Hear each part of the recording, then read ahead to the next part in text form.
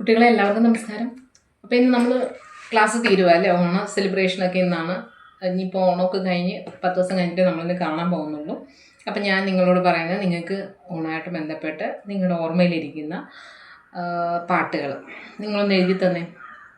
ശബ്ദം ഉണ്ടാക്കാതിരിക്കുകയും വേണ്ട, ഒന്നും ഇങ്ങോട്ട് പറയണ്ട. നിങ്ങളങ്ങോട്ട് എഴുതിയിട്ട് നിങ്ങൾക്ക് ഇഷ്ടമുള്ള പാട്ടുകളില്ലേ, നിങ്ങളെപ്പോഴും പാടിക്കൊണ്ട് നടക്കുന്ന, അല്ലെങ്കിൽ ഓണമായിട്ട് ബന്ധപ്പെട്ട നിങ്ങൾ പാടാൻ ആഗ്രഹിക്കുന്ന ഒന്ന് എഴുതി തന്നെ. നോക്കട്ടെ, ഒരു 5 മിനിറ്റ് ഞാൻ സമയം തരാം. ആ സമയം കൊണ്ട് നിങ്ങളിങ്ങനെ തരണം കേട്ടോ.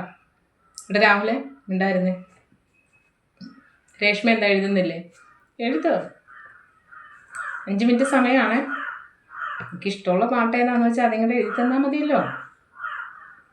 പാടാൻ ആഗ്രഹിക്കുന്നവർ പാടിത്തരണം കേട്ടോ. 5 മിനിറ്റ് സമയമായി, വേഗം തന്നോളൂ കേട്ടോ. രാവിലെ ഇവിടുന്ന് നീ എന്താ എഴുതിയിരിക്കുന്നതെന്ന് എനിക്ക് കാണണം. നോക്കട്ടെ. രേഷ്മ കഴിഞ്ഞോ? ഇല്ല. എന്നാ എഴുതോ.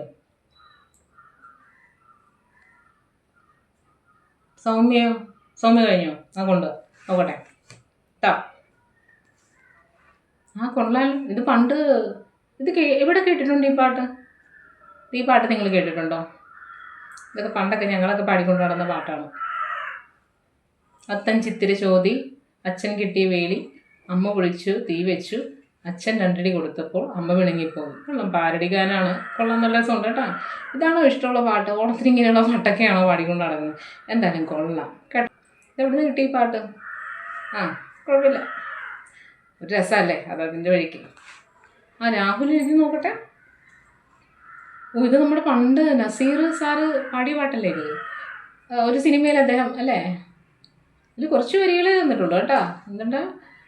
പൂ കൊണ്ടുമോടും പൊന്നും ചിങ്ങത്തിൽ, പുല്ലാങ്കുഴൽ കാറ്റത്താടും കഞ്ചാവിൻ പാടം. പൂ കൊണ്ടുമോടും പൊന്നിൻ ചിങ്ങത്തിൽ, പുല്ലാങ്കുഴൽ കാറ്റത്താടും കഞ്ചാവിൻ പാടം. ഇന്നേ പോരോ നാളെ ചെന്നാൽ അത്തം ചിത്തിര എക്സൈസ്. ഇതെന്തോടെ? നീ എന്താ ഇങ്ങനെയൊക്കെ എഴുതുന്നത്? ഈ പാട്ടിൻ്റെ അടുത്ത പാരഡി ഞാനങ്ങോട്ട് പാടിത്തരാം കേട്ടല്ലോ. ഈ പാട്ട് ഇങ്ങനെയൊന്നും അല്ല കേട്ടോ. ഇവിടെ സത്യത്തിൽ എന്തുവായിരുന്നു അവിടെ? ചിങ്ങത്തിൻ പുല്ലാങ്കുഴൽ കാറ്റത്താടും എന്തായിരുന്നു? കഞ്ചാവിൻ പാടമോ? കഞ്ചാവിൻ പാടമൊക്കെ ഈ കാലഘട്ടത്തിൽ അറിയാമല്ലോ. നീ കേട്ടിട്ടുണ്ടോന്ന്? ഇത് കേട്ടിട്ടുണ്ടോന്ന് നീ പറ. രാഹുൽ PP എഴുതിയ പാരഡി. അവനത് എന്താണ് കോമഡി ആക്കി എഴുതിയെന്നാണ് ഞാൻ കരുതിയിരിക്കുന്നത്. അപ്പോൾ അതിന് പകരം ഞാൻ ഇങ്ങോട്ടൊരു പാരഡി പറഞ്ഞുതരാം. നീ ശ്രദ്ധിച്ച് കേൾക്കണം കേട്ടോ രാഹുൽ PP. ഓണമാണ്, വെറുതെ വയ്യാവലിത്തരൊക്കെ കാണിച്ച് ജയിലിൽ പോയി കിടക്കേണ്ട അവസ്ഥ ഉണ്ടാക്കരുത് കേട്ടോ. തൂഫാന് കേട്ടിട്ടുണ്ടോ നീ? ഇല്ലെങ്കിൽ ഇപ്പോൾ അത് കേട്ടോ കുഞ്ഞേ നീ. അവർ ഭയങ്കര ടീമാണ്, നീ കരുതും പോലെയൊന്നും അല്ല എന്നോർത്താൽ നിനക്ക് നല്ലതാണ് കുഞ്ഞെ. അപ്പം എന്ത് ചെയ്യണം? ആ പടം നീ കത്തിച്ചില്ലെങ്കിൽ നിന്നെ പൊക്കിയെടുത്തോളും അവർ, ജയിലടച്ചോളും. നഷ്ടം നിനക്ക് മാത്രം, നിന്റെ ഫാമിലിക്കും മാത്രം. ഇത് എൻ്റെ ഉപദേശം, ആണെന്നു കരുതിക്കോ. കേട്ടല്ലോ രാഹുൽ PP. അപ്പോൾ ഓണമാണ്, നമ്മളെ സ്വാധീനിക്കാനായിട്ട് ഒരുപാട് ആൾക്കാരുണ്ടാവും.